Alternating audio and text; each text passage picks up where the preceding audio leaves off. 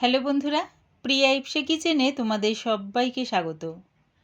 আজকে তোমাদের সাথে শেয়ার করলাম পায়েসের রেসিপি। কতটা দুধের সাথে কতটা চাল নিলে পায়েসটা ঠিকঠাক রেডি হবে সেটাই আজকে তোমাদের সাথে পাটালি গুড় দিয়ে পায়েসের রেসিপি শেয়ার করলাম। রেসিপিটা ভালো লাগলে প্লিজ আমার চ্যানেলটিকে লাইক ও সাবস্ক্রাইব করে দিও। তবে দেখে নাও আমি এটা কেমনভাবে তৈরি করি। গ্যাসটাকে হাই ফ্লেমে রেখে একটা কড়া বসিয়ে দিয়েছি। তার মধ্যে দিয়ে দিলাম সামান্য একটু জল। জলটা আগে দিলে কি হবে, দেখবে পাত্রের মধ্যে দুধটা লেগে যাবে না। এবারে এর মধ্যে দিয়ে দিলাম 1 লিটার দুধ। দুধটা দেওয়ার পর একটু ফুটতে শুরু করলেই হাতা দিয়ে অনবরত নাড়তে থাকবো। দুধটা ফুটে যাবার পর গ্যাসটাকে মিডিয়ামে করে দিলাম।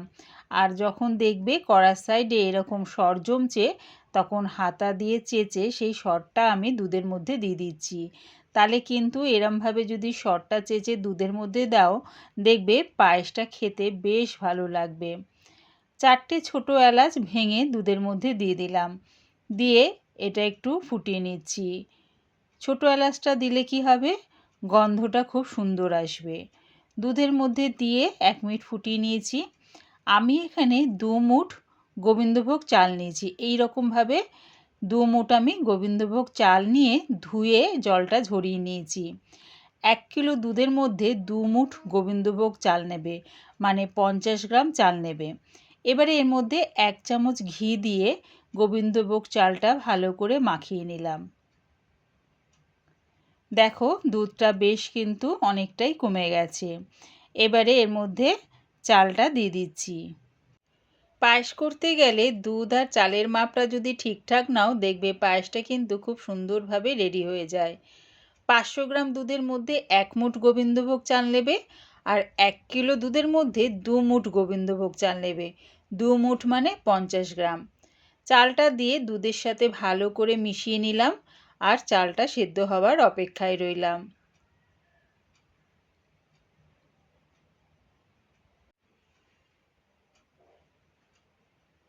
চালটা সেদ্ধ হতে প্রায় আমার 15 মিনিটের মতন সময় লেগেছে।